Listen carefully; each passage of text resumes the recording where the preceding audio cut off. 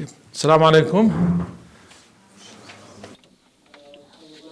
Everyone. أود أولا For a very important discussion that we would like to have about this region and about an important issue that we have to deal with at some point, and that the region actually has been struggling with for some time.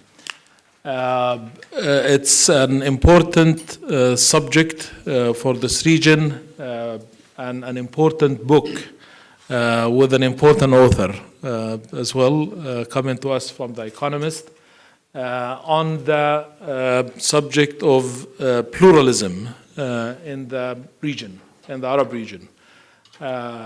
Is this possible, reviving pluralism? Do we have pluralism in the first place?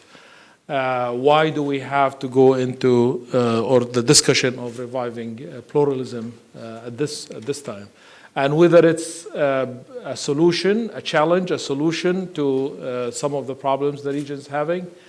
There are so many questions about how pluralistic the societies that we have in the region are, and how, if not, how possible is it for the transformation in these societies to become more pluralistic and to have more tolerance of pluralism in the region.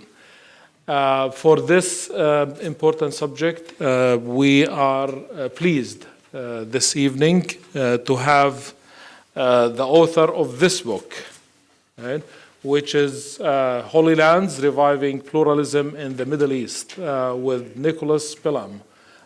He is a well-known, renowned journalist with the Economist.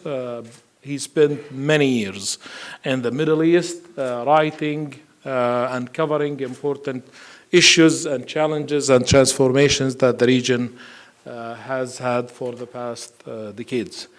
Nicolas Pelham has written about the Middle East since 1992. He began as the editor of the Middle East Times from Cairo before joining the BBC Arabic service. He covered the Algerian Civil War and the caprice of Colonel Gaddafi as the BBC's correspondent in Rabat. In 2002, he joined the Financial Times, reporting on the downfall of first Saddam Hussein and then the American protectorate in Baghdad. Since 2010, he has reported on the region's collapse for the Economist and the New York Review of Books. He's the author of two previous books, A New Muslim Order in 2008, on Arab Shia rule, and A History of the Middle East in 2010.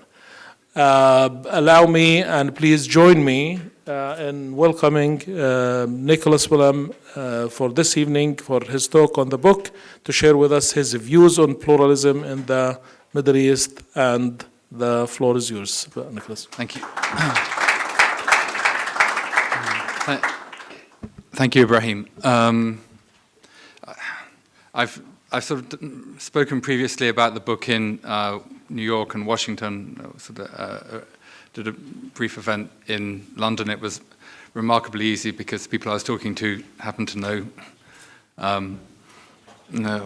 less than I did about the region. This event is very humbling because I'm with people who I would normally be coming to talk to, and it's a chance for me to test my ideas. I think that it's also in some ways far more relevant to be doing it here than anywhere else, because these are issues which really are matters of life and death for millions across the region. The book arose, I suppose, out of a time when we all knew a very different region, one in which in some ways the region's sects were still rubbing shoulders when it wasn't surprising in much of the region to see a mosque, a church, and even a synagogue side by side, and public space was still shared between sects. And I think what we've seen particularly in the last 5 years, but perhaps stretching back far longer than that, is a continuous, ongoing erosion of that. And I suppose I wanted to ask the question: how was it that a region which is over centuries, if not millennia, known for its inclusion of other religions and other sects, and the multiplicity of religious life and the diversity of religious life, how come that has so fundamentally broken down over the past 100 years? How come a region which was known for inclusion, for providing a refuge for those fleeing religious wars in Europe, that was known as sort of la convivencia, the place of sanctuary, how come it's so betrayed many of the values which historically have underpinned this region? The reason why you have so many sects in the Middle East today is because, unlike European Christendom, Islam preserved them. It didn't. Instances of forced conversion or expulsion or death by the sword for those who refused to convert are remarkably rare over the sort of past 1,400 years of Islam, and they're very common in Europe. So how come you've almost had this role reversal over the past 100 years? The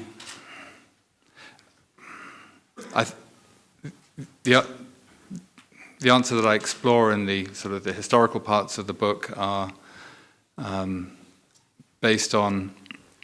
I look at the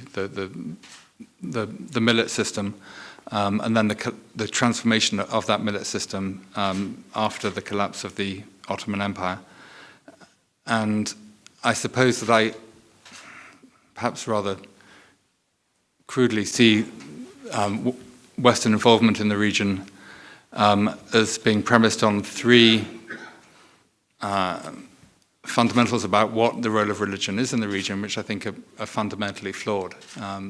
The first of those is that somehow religions of the region cannot live together, and that this goes. But even recently, you had President Obama saying that conflicts in the Middle East date back millennia. These religious conflicts are actually very recent in the making. The second is that somehow sectarianism is the root of all evil, and that if only you could transform sectarian societies into secular ones, the region would be much better off. And again, I see sectarianism as actually being the building block, the framework on which much of the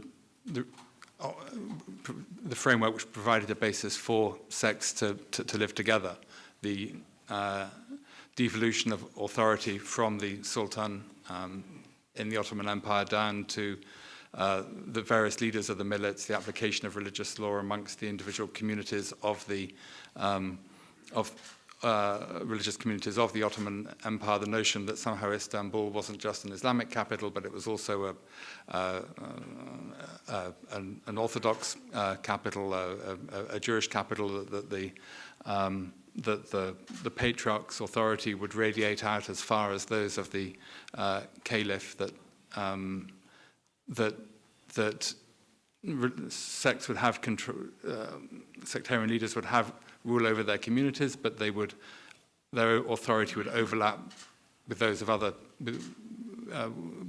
sects, so that there was no real notion of separate quarters for separate religions. Public space was largely shared, and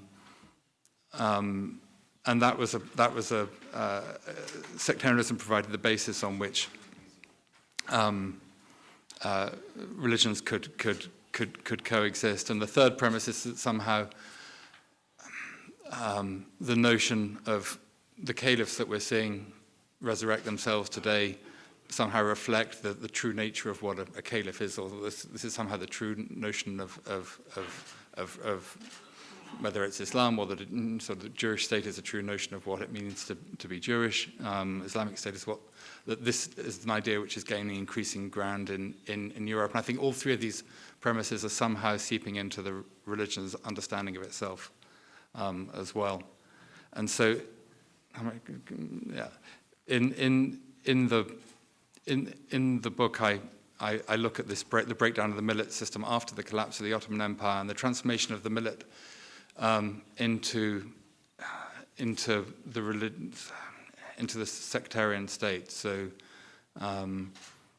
the Jewish millet becoming the Jewish state, and then in Anatolia, the Caliphate becoming the Turkish Republic,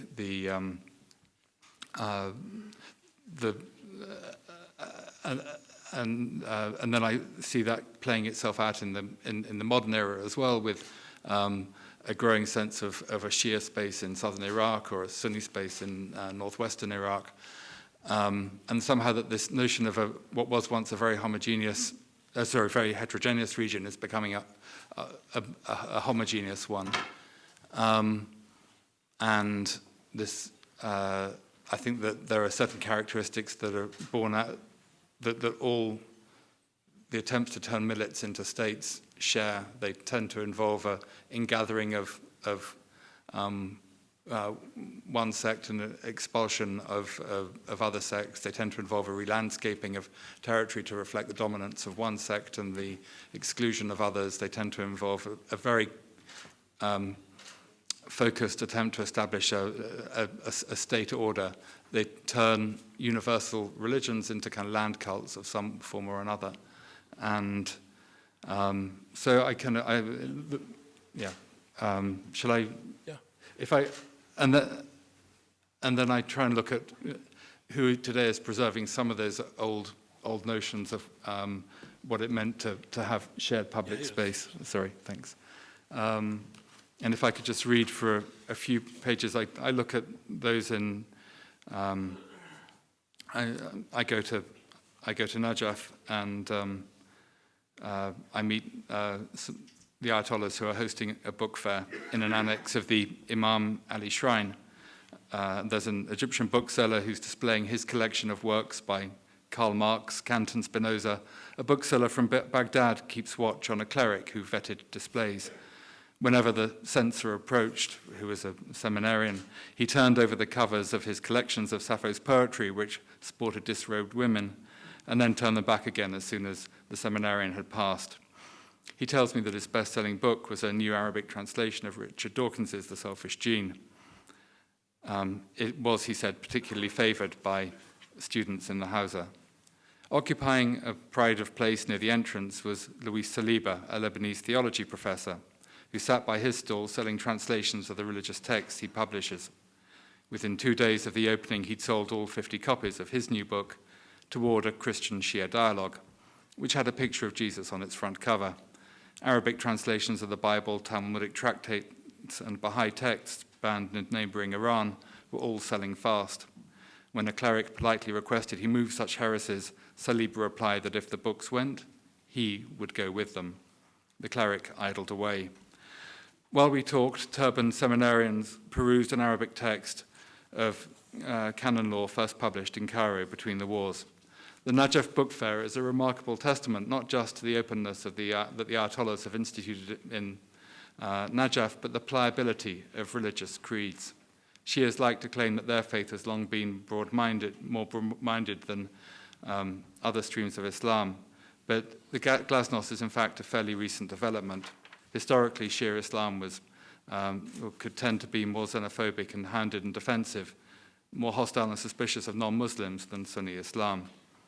Non-Muslims were banned from Shia holy places and at the dinner table. Only after the 1920 revolution against British rule of Iraq did Grand Ayatollah Muhsin al-Hakim overturn the millennium-old injunctions banning contact with people of the book. And then I meet some of those Ayatollahs who I think are sort of actively engaged in outreach.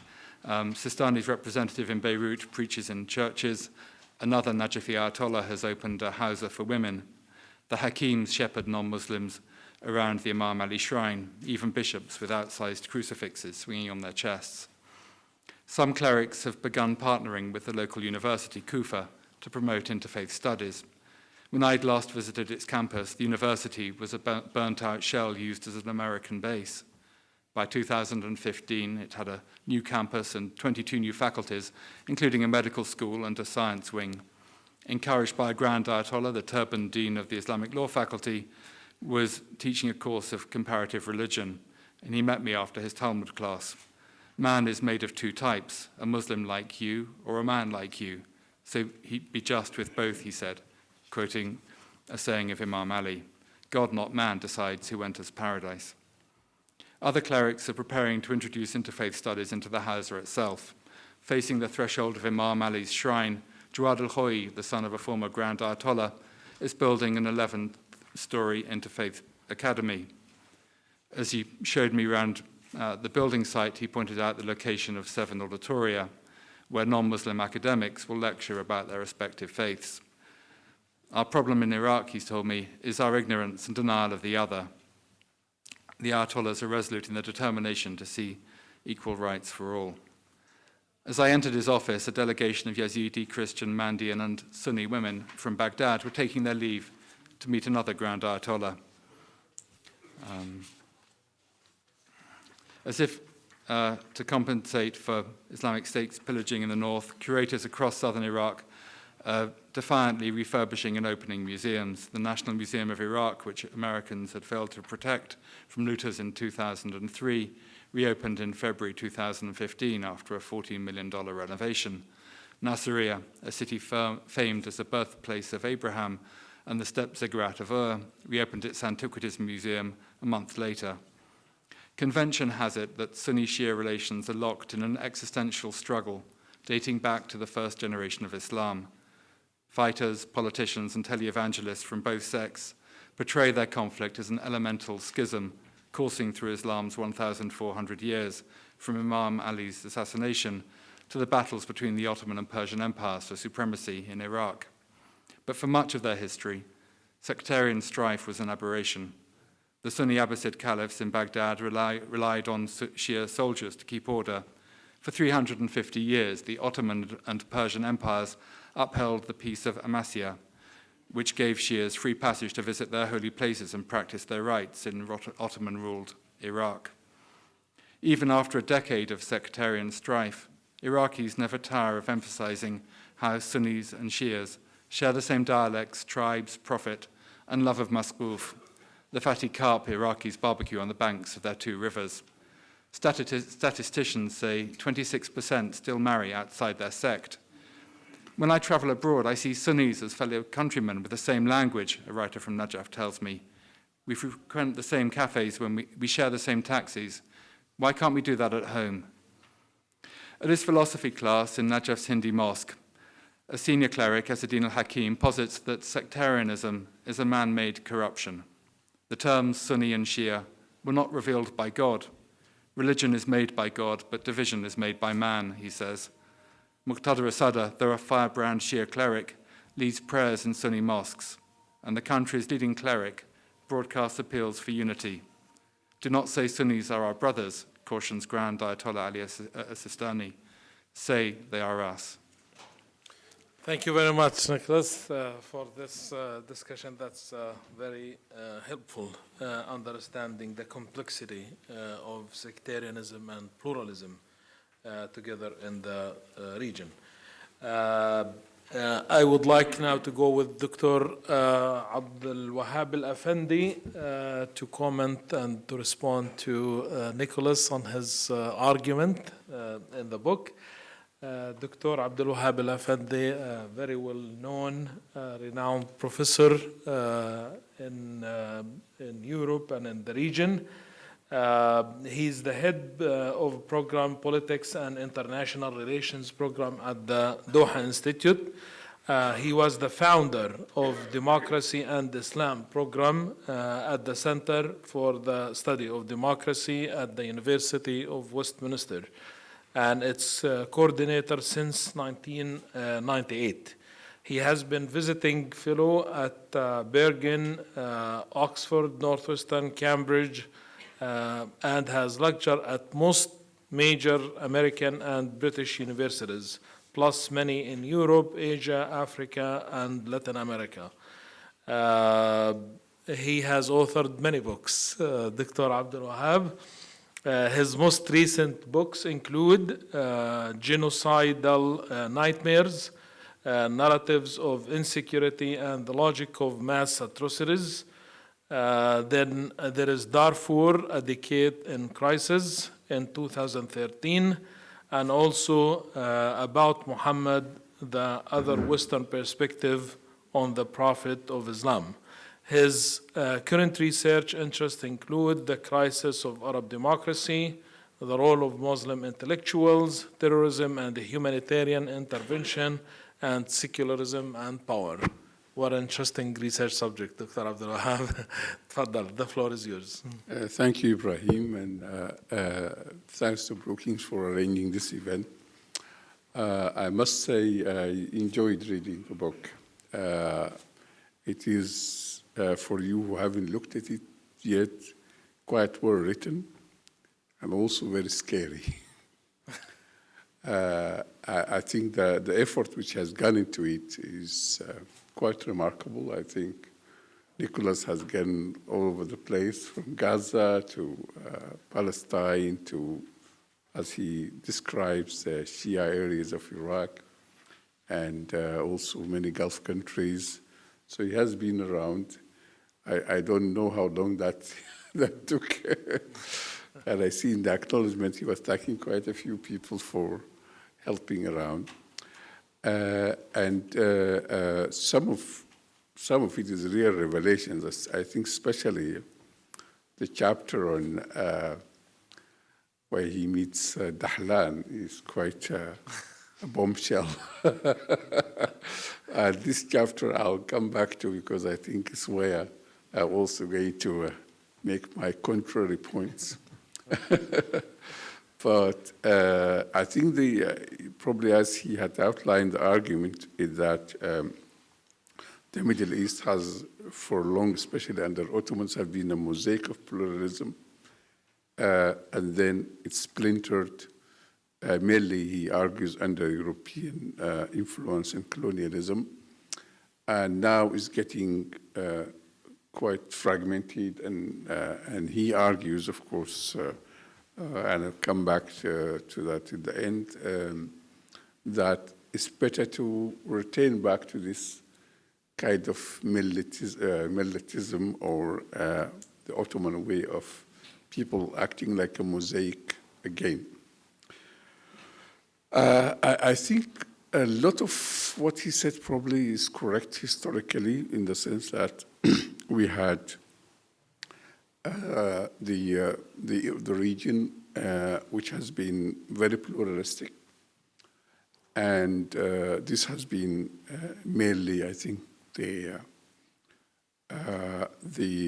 character of Sunni Islam as it has morphed since Abbasids, that it was part of multi-ethnic empire, multi-religious empire, but the question which I think needs to be argued is why and how this fragmentation happened. I think it's not only the Europeans who have done this. The modern nationalism, has come to the region, come to the Ottoman Empire, starting from its European, actually.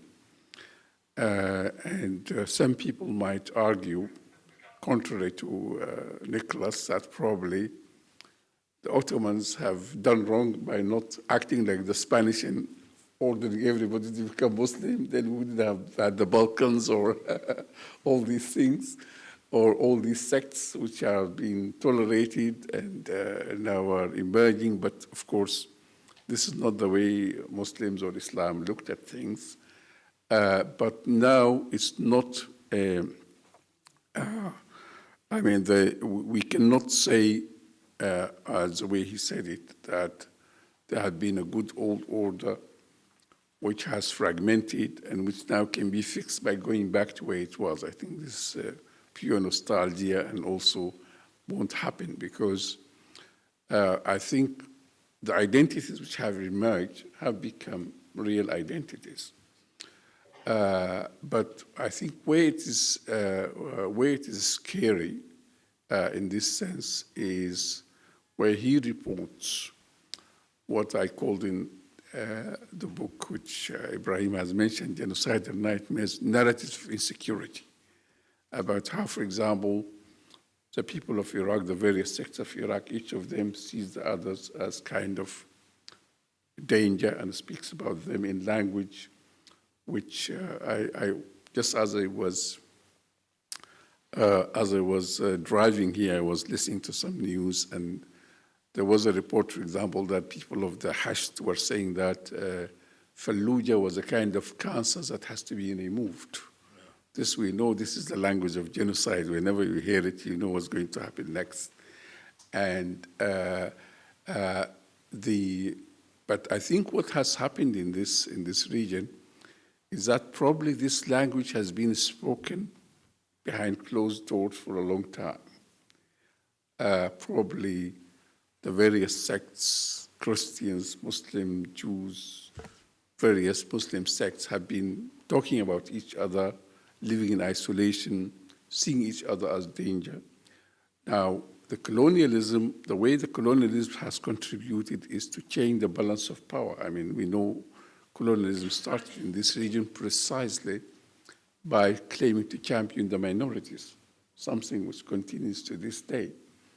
I had an interesting exchange the other day on Twitter by people who are saying that, making the claim, which is in a sense correct, that Christians in the Middle East are in danger.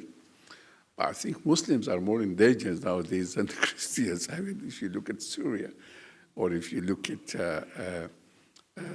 Iraq or any others, yes, of course, Christians, Yazidis, and others are being, but the hundreds of thousands who are being displaced or being killed or are Muslims, and mainly Sunni Muslims, I think, which is very interesting in this regard, because this way I come to the chapter which has, he has spoken about Sunni revival or Sunni resurgence or whatever. And I think here is where we see the problem. Because the people or the groups or the states he mentioned as champions of the Sunnis, like Egypt or other countries I don't want to name at the moment, are actually not champions of Sunnis. And I think an important point many people make quite a lot about Saudi Arabia is also mistaken. Saudi Arabia, they claim, has been exporting Wahhabism. Saudi Arabia, since I think the time of King Fahd, has not been championing Wahhabism or exporting it. It actually was working very hard to try to suppress it. Yeah. There was I think Jamal here has written once an article where he said that in Saudi Arabia, for example, that on the face of it, for example, at that time, satellite televisions were banned, but Saudi Arabia is the most avid consumer of satellite television and also the most provider of the secular music and all sorts of channels and so I think that there is a kind of a myth going on that Saudi Arabia has been actually championing radicalism. I think Saudi Arabia's problem is its failure to suppress radicalism, or the way it's mishandled, I think. The way it should, it didn't go into dialogue, for example, with the Sahwa guys and try to suppress them. And that led to very radical sects emerging and groups. So I think if I want to summarize my viewpoint about this book, in addition to commend people to read it, because I think it's fascinating and also very scary.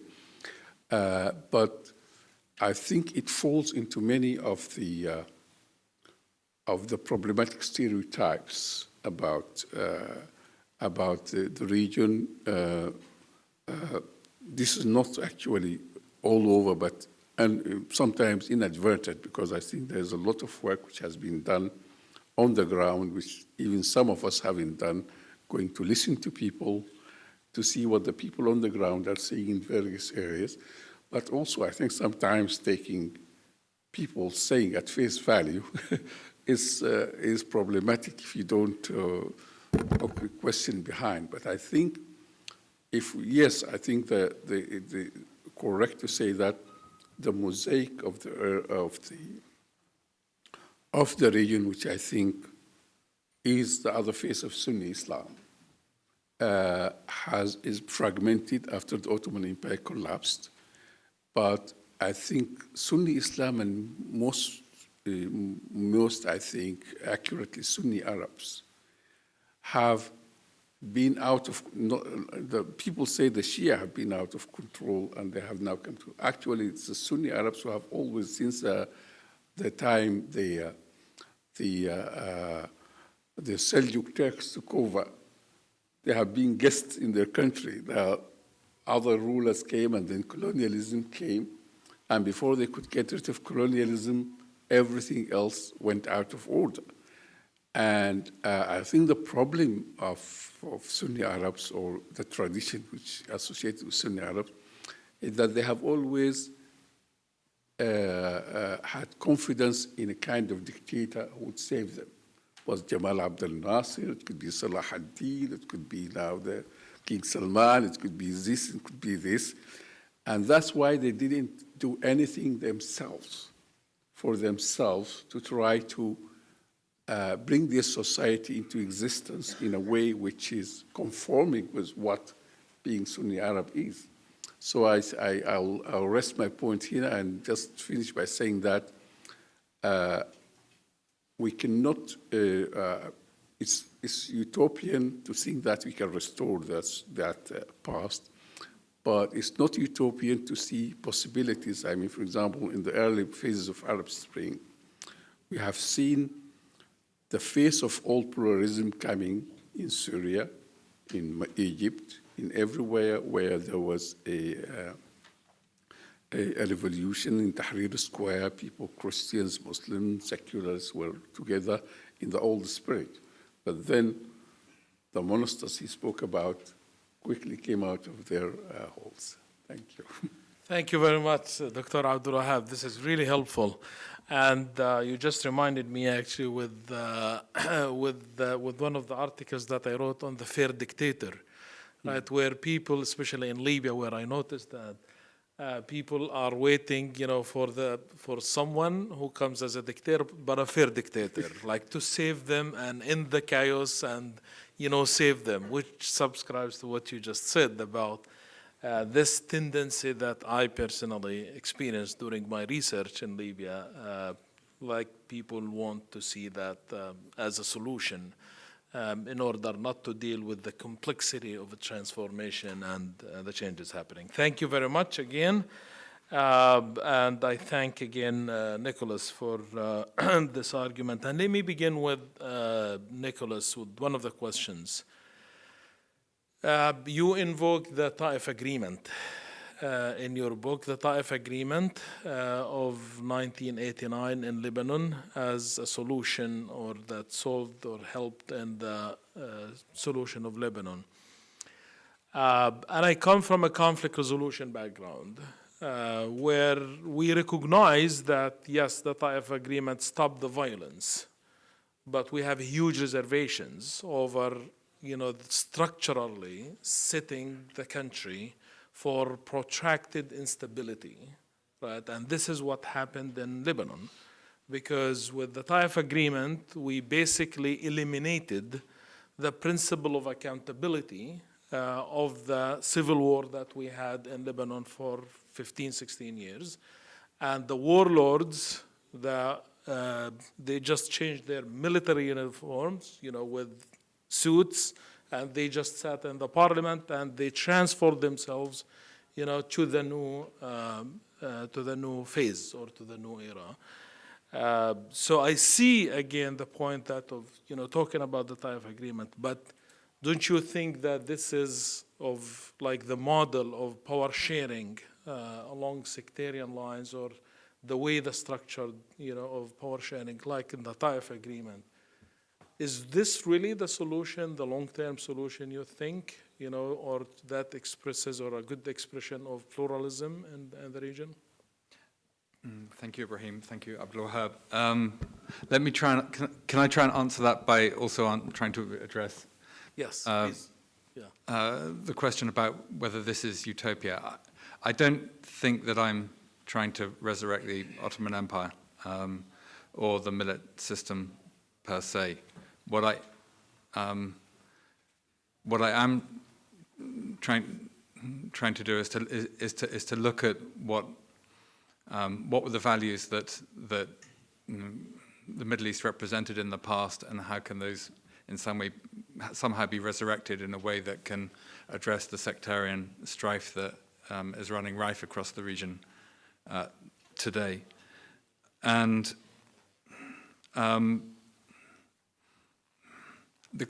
in a sense, the Taif agreement was one way in which that was attempted. You turn back to the Taif as a way of trying to resurrect the millets and divvy up power according to the millets, and I suppose what it lacked that existed in the past was an overarching authority. Each of the sects essentially tried to manage their own populations, but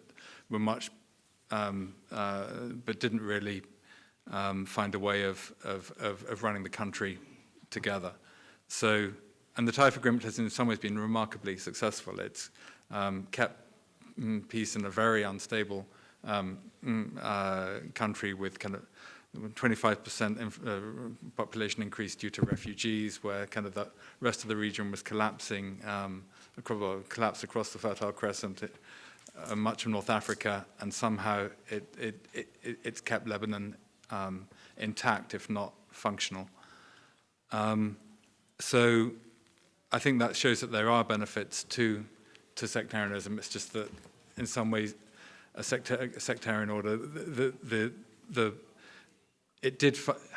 what I suppose was positive about it was that each sect felt that its own survival depended on the survival of others, that if one of these pillars went, they all risked going. So they all had a kind of stake in maintaining the sectarian system.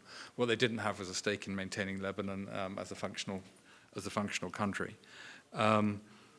So what can be derived from the old practically as a way of addressing some of the problems of the new? And in a sense, this is sorry, just before I answer that, this is an incredible opportunity that the region has. There has been this sort of, for 100 years, outside powers have been trying to remake the region. You are seeing a degree of withdrawal from the great powers of old. They don't see the region as necessarily worth expending much political capital on, at least the way they did in the past. And this is a huge opportunity for the region to try and remake itself. The notion that the millet reconstructed as a kind of European Westphalian state is, I think, has been seriously eroded. People are asking questions about how the region can reconstruct itself.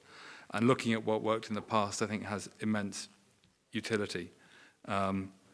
Looking at the values of inclusion, looking at the role that religious leaders played in maintaining that inclusion, and looking at having far more porous borders than exist today. I mean, we live in an era which is kind of building more and more separation barriers, permit regimes. Israel typifies this, but it's not just happening in Israel. The checkpoints, the permit regime, checkpoint regime has spread across the region. Walls are spreading across the region. Bremer's walls divide up Baghdad. and looking at how you can have much greater access and movement, trying to reestablish a common market, some form of much greater regional interaction, is becoming ever more not just a kind of security issue, I think, but it's also becoming an economic issue, because oil alone, a single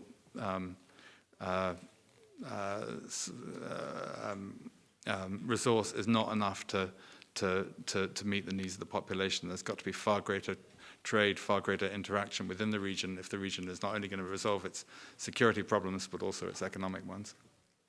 Thank you very much, Nicholas. My question to Dr. Abdelwahab. You mentioned Saudi Arabia, and I agree with you. I see the points that you mentioned. But let me ask you this, just to challenge you on the same point that you mentioned. Do you think really with the influence of the clergy and in Saudi Arabia that pluralism is possible, that there would be tolerance, for different views with the religious authority or the clergy in Saudi Arabia, that this is something would be possible? I mean, Saudi Arabia is already a millet system. There are Ismailis, there are Sunnis, there are Shia, there are. I mean, of course, there's inequality, but that's also the millet system, one system, not of equality, as you rightly mentioned, but of coexistence. Yes. Of tolerating, of inclusiveness, and as you rightly said, Saudi Arabia is the one which has sponsored Taif, and before that sponsored also the Hamas Abbas agreement. So they had a brief time, I think, during Abdullah when they became Kemalists in a sense, but they are, I think, now back to where they were in a sense. So I'm not saying that Saudi Arabia is an ideal state, but I'm just trying to correct some facts. Okay. I mean, might be authoritarian, but not the elite in Saudi Arabia are not Wahhabis. Let's put it this way. They might be, I mean, using Wahhabis as a religious establishment. There is a state kind of addendum. It's not that they, of course, the population have, but it is kind of, they're keeping the balance. I mean, they are using minimal violence, and they are using the Muawiyah kind of Shi'arat Muawiyah. So I don't think, but the Saudi, even the Saudis, I don't think. I mean, Dahlan doesn't represent the Sunnis, and the Saudis do not either, I think. All right, thank you very much.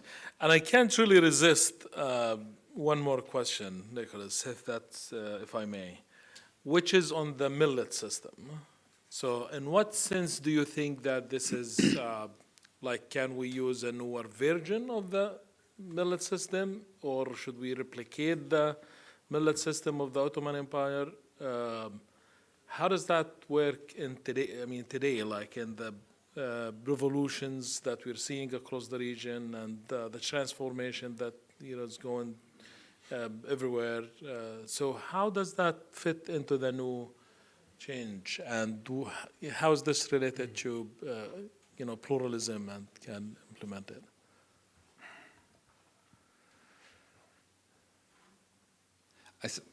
I suppose the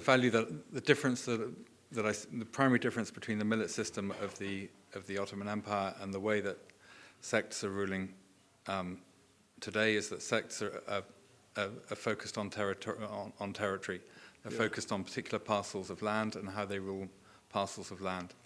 The millet system in the past was a much more universal system. There were holy communities, not holy lands. It was the population that mattered, not the territory that they controlled. And that as soon as you adjust from a kind of mentality of a holy land to a mindset of a holy community, that allows for a much more inclusive region. I can expand, but great. No, that's a good answer. I have many other questions, but I will not monopolize the timing, for to engage our audience. If there will be time left, I will be happy to ask other questions. But let me start with the first, and then Jamal.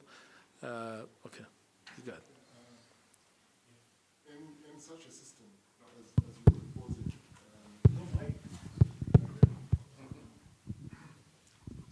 thank you very much for your presentations. In such a system that is being proposed, there's first the legal problem, which is, are you going to allow multiple laws? This is a fundamental problem, and many people in the past, rulers in the Muslim world, had faced this problem, and the way they solved it was quite the opposite of what's suggested. What they did was they enforced one madhab, one school of thought, because a lot of the laws were based on or related to some fiqh, some school of thought. So, for example, the Safavids, imposed their, school of thought. The Ottomans actually imposed one school of thought.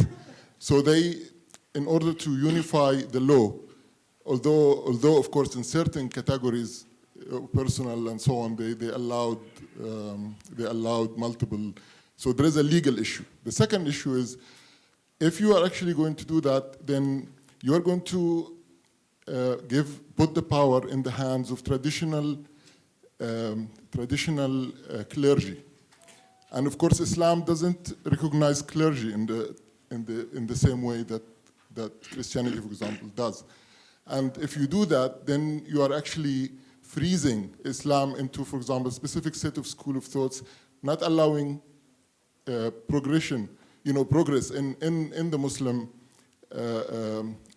fiqh or Muslim community and so on and so forth. So this is actually a way to kill our societies rather than to help them move forward. And and I see, for example, what the Ottomans did was, at some point towards the end of the Ottoman Empire, was they switched from allowing each local community to have its own court system, which were totally regional and totally independent, more or less, into the Majalla system, where they actually unified, they got a team of experts to unify everything into the Majalla, and it was a single law.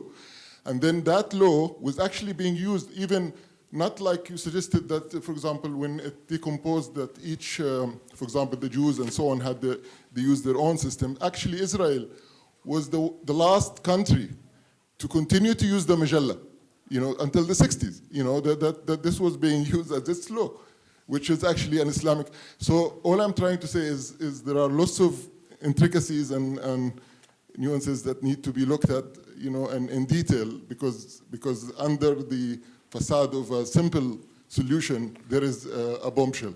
Yeah, thank you. Jamal, let's hear from you, please. Nicholas. Thank you. Excellent book. Nicholas, there are two things allow me to say about Western journalist, Orientalist reporters who write about the Middle East. Number one, you influence people. This book might be a bedtime reading for the Prime Minister of England, which could affect his decision. So you have to get it right. You have nostalgia about the beauty of pluralism we had in the Middle East. I'm sure you walked in Damascus. People took you to the Jewish quarter and the Christian quarter, and you see the diversity, the beautiful diversity that was there. And the same thing could happen in Jerusalem or in Baghdad. But the problem now, the people of the majority of Damascus are about to leave Damascus. It is becoming uninhabitable. So we have a serious problem with democracy and rule of law. We cannot bring back pluralism before we bring democracy and rule of law. Maybe at a later stage we can discuss pluralism. The other important thing about Western journalists, they oversimplify our complicities. For example, Robin Wright made a famous map in the Washington Post, which is still used by Arabs, writers and commentators, as it is the original map that America is planning to do for us, to divide us into Wahhabistan and Sunnistan and Shiistan, which is not true. There is no way you can break up the Middle East. There is no way you can break up Syria. We saw how difficult to break up Iraq. Even though Iraq is so broken, there is no area in Saudi Arabia that can be exclusively Shia. No area in Saudi Arabia that can be exclusively Ismaili. Even Najran, which was one day maybe 90% Ismaili, it is no longer 90% Ismaili. So those maps worry us. Those Wahhabistan, Shiistan, Sunnistan, Kurdistan, they are worrying us. So if I was to suggest an idea to the leaders of the West, democracy, rule of law. That's what any book about the Middle East should be about. After that, we can introduce a beautiful, nostalgic idea as pluralism. Let the majority enjoy life in the Middle East so the minority can come back. Thank you. Thank you, Jamal. Dr. Zakaria, say from you. Bismillah ar-Rahman ar-Rahim. Let me first appreciate your performance in the Doha Forum. It was fantastic. You are a hero. Thank you. Huh? So I'll start now, okay? We are hearing about mainly pluralism and political pluralism. Let us start or recuperate time, starting from Sykes-Picot. I don't like to start from there, but from Condoleezza Rice. If we remember, she talked about creative chaos, and they spoke about a big or grand Middle East. In this time, there's something happened. They used for reaching to this, creative chaos and fragmentation of the Middle East, they used two things, corruption and despotism. These were the tools. And they used also religious, I don't like to say Islamic, because there are other religions, radicalism, not Islam, from the whole area. So they are using it to reach, to fragment, the fragmentation of the whole Middle East. If you look to Sudan, now 2 parts. Egypt now is going to be 3 parts. Nobi, and they say about the Christian state in the West, and Sinai will be isolated. They're speaking about this. This is like the maps that Jamal mentioned. Oh, yes. No. Jamal is a big man, please. So when we speak about this, we see, I want to ask you, are we going to a new Sykes-Picot using, despotism, using corruption, using Islamic or religious radicalism? Why don't we use, the means of civil democratic societies, which their free expression, rule of law, indiscrimination? This is better. That the West can guarantee its interests here, and we can reach to a peace. Thank you. Let me hear from Dr. Khaled, who wanted to talk. Dr. Khaled.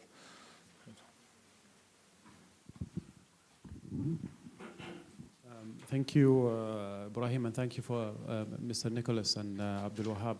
I want to echo what Mr. Jamal raised regarding the rule of law and democracy.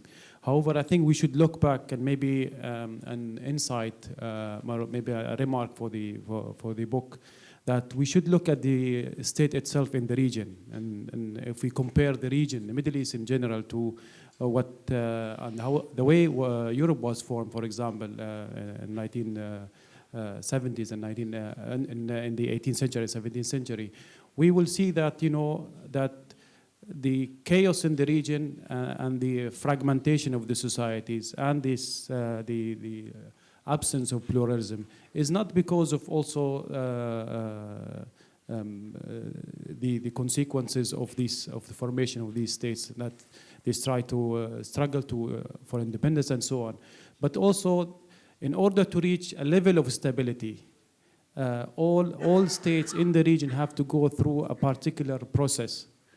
as we have seen with the French, for example, with the creation of democracy and so on. And I think most of the region, and most of states in the region, are facing a dilemma, a state formation dilemma that can bring to a great extent this or revive pluralism. We are in a late state formation process. And what makes the Middle East sinks into in chaos is not only because of the colonization and so on, but it's also a continuation of the processes that these states have started in the 1930s, 1950s, and so on. So maybe a point for you, Mr. Nicholas, is that I think we should think about the state itself, and also echoing what Mr. Jamal was saying, that the rule of law, of course, it's important, but also the actual state, how we build institutions that can bring people together. Thank you. Thank you very much. Let's hear from our great speakers on the comments, to comment on the questions, please. Okay. Thank you all. I suppose the underlying question to almost all of that you've all posed was what you need is a state based on democracy and rule of law, and pluralism is secondary.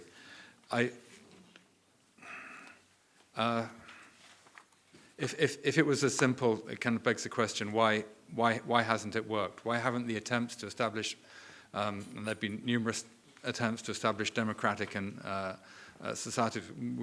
states with strong legal systems, and they haven't delivered an end of conflict. Indeed, they've exacerbated the conflict. What is that ingredient that we're missing?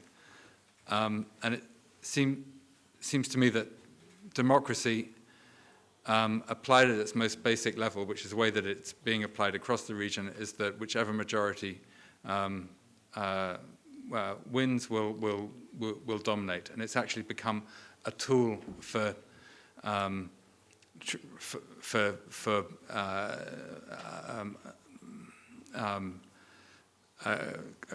purging bureaucracies and towns and institutions of other sects.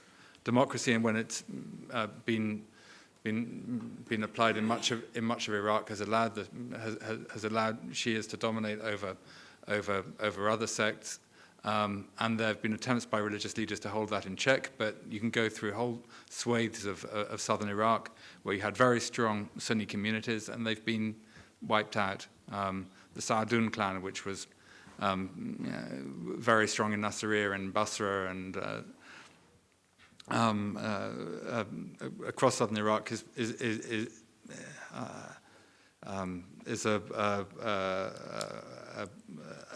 a tiny remnant of what existed before 2003. And I don't think that would have been possible if you'd have had a third element to democracy and rule of law, which was pluralism. If you don't build pluralism into that equation, you're going to allow for the further domination of one sect over another. It's why it's so effective in Israel as a way of enforcing Jewish majority rule over Palestinians, even in areas of Israel where Muslims and Christians form a majority, like the Galilee.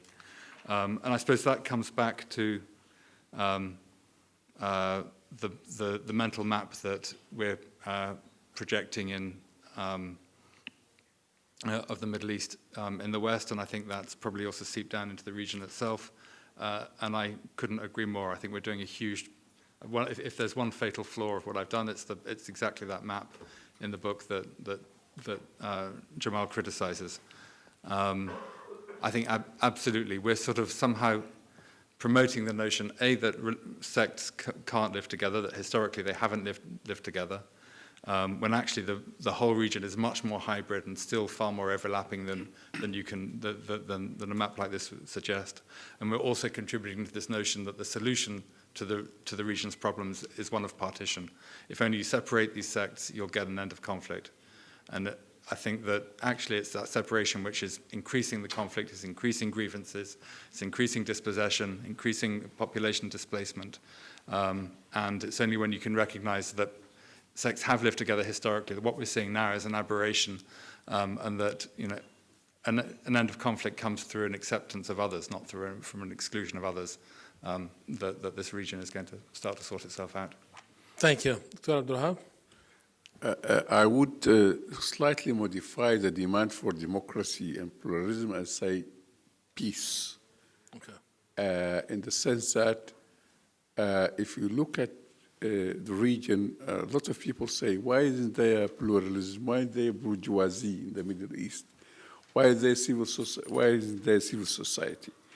But I think the issue here is that just as flowers cannot grow into volcanic lava, when civil society activists are being shot and being imprisoned and being sentenced to death and being assassinated at home, their homes burned, and things like this, you cannot expect things to move forward. And I think this is where the problem of the West is there. It has always been, I'm not, usually I argue that the problem is internal. But when some people ask why, for example, in 1989, Eastern Europe has become democratic while the Arab world hasn't, it's because in 1989, the Soviets were withdrawing their troops from Eastern Europe, and the Americans were sending their troops into the Middle East to support the dictatorships which were there and pouring money into them. Nowadays, the West and everybody else is supporting Egypt's attempt, or the Sisi's attempt to exterminate and stifle civil society. And he is killing a few Europeans actually as collateral damage. And still the Europeans are supporting him, hoping that by the time he have killed maybe 100,000 Egyptians, things will quieten down. They will not. And so if Europeans want to support peace, it's especially also supporting Israel. Israel is kind of al-Qaeda, which is funded by the US. I mean, this is a kind of, as you write rightly in your book, it's kind of people who are really mad. But there are billions and billions of dollars pouring there to make them do what they do and get the people of the region more angry and angry and angry. And then when they join ISIS, they say, why are they joining ISIS? So there has to be something, at least if not democracy, people have to try to have some decency in the region. Thank you very much. Let's take a second round. Yes, sir.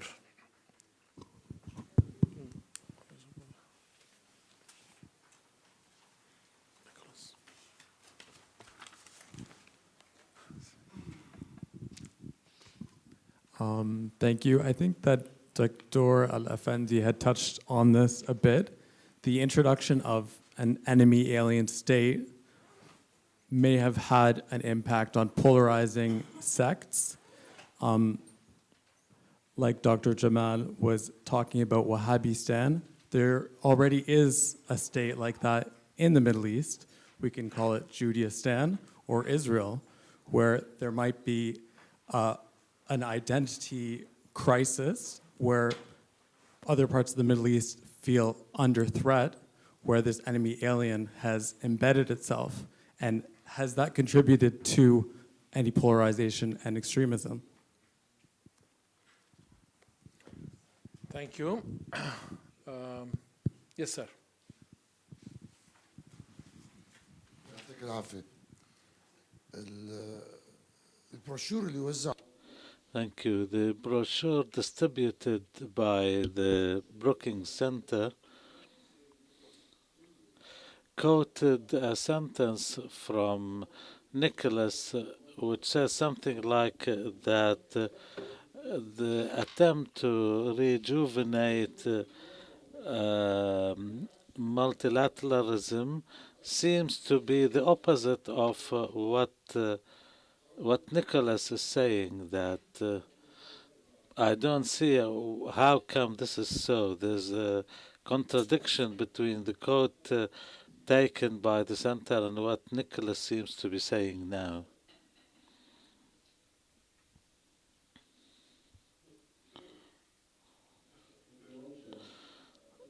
سؤالي إلى famous interview with Prince Mohammed bin Salman and of Saudi, a prince in a hurry really.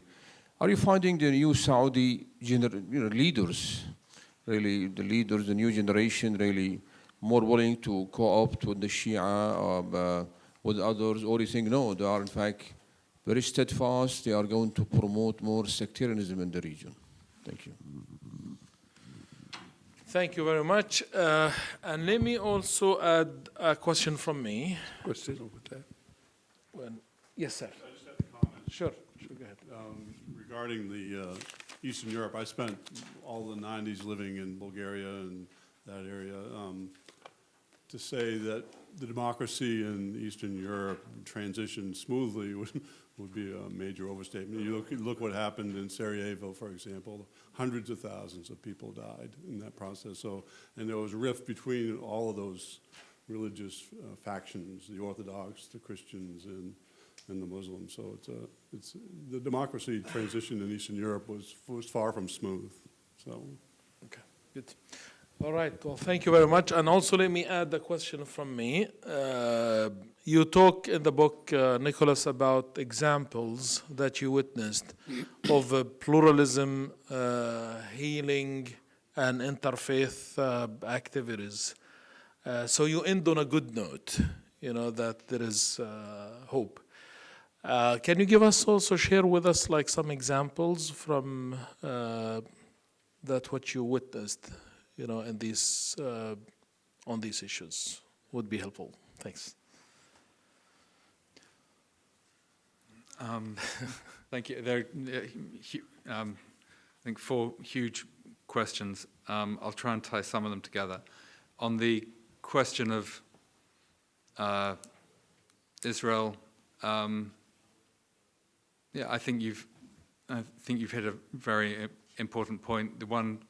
I think the one place where I disagree is that I don't actually see Israel as being so exceptional in what happened to the Ottoman Empire. That if you look at this whole process of the notion of a European state, a Westphalian state, it began in the Ottoman Empire in the western flank. It began with the thrusting off of the yoke of Ottoman rule by the Greeks in the early 19th century. The attempt to establish a kind of greater Greece, resulting in mass expulsion of Muslims, destruction of mosques. It then spread to other parts of the western flank of the Ottoman Empire, into Anatolia, the transformation of, again, the caliphate into the Turkish Republic, resulting in sort of a mass cleansing of Christian populations, whether they were Armenian or Greek Orthodox. Millions were displaced by the Treaty of Lausanne and the genocide of the Armenians that preceded that. And then you go on down into the rest of the of Ottoman rule, and that process repeated itself with the transformation of Palestine into Israel, the kind of the Jewish millet becoming a Jewish state. Attempts by colonial powers, or the French colonial power, to do the same in Syria. And so I see that this is both kind of a top-down process by powers outside the region, but also a bottom-up process by peoples in the region trying to take power within specific localities. And I think that process is still playing itself out, whether it's in what was the western part of the Ottoman Empire in the Balkans, or the east in Iraq with kind of, for want of a better term, Shiistan or Sunnistan. So yes, I don't in that sense see Israel as an aberration. I see it very much part and parcel of a process that's been happening across the region. Is that process also happening in Saudi Arabia? I think one of the fascinating, and yet I wish that I could write another chapter in the book about Saudi Arabia, and I think Dr. Abdelwahab is absolutely right to pick me up for the way that I characterize Saudi Arabia. That the country is much more nuanced than it likes to project itself to the outside world. The notion that somehow Saudi Arabia is the progenitor of Islamic State, if you compare the authorities in both, is a total fallacy. You do have, despite 100 years of Salafi Wahhabi rule in the eastern province or in the Hijaz, you still have many of the indigenous or the indigenous sects which existed there before Salafism arrived still exist there. And I think one of the kind of great questions for the future of the region is to what extent can Salafism itself become not just inclusive in practice, but inclusive in principle as well. And I'd like to have had a greater understanding of how Wahhabism applies in Qatar. It was astonishing to go to the Islamic Museum here and see an exhibition on women under Qajar rule. It doesn't. If Saudi Arabia can become a model, not in the way that it projects itself to the outside world, and I think there are cases where perhaps it did export the way that it dealt with zealotry internally was to export it abroad. But if it can have a similar understanding of what Salafism is as the way it's applied in Saudi Arabia today, then the future of the region might not be quite so bleak. I could go on, but you probably want to. Thank you very much, Dr. Abdelwahab. Any comments? I don't have any more comments except to say that I would like to follow on from what he said. I think the book reveals a lot about the region, which is, some of it is not very pleasant. I mean, the conversations he had reported, for example, in Abu Dhabi or in Israel or in some of Iraq, sites of Iraq, is worrisome. But it's good that people should hear it and react to it. And I think I still also have the hope, but we are from what he says, at the moment, the forces which are on the rise are unfortunately forces which are going to cause a lot of fire before we get some calm.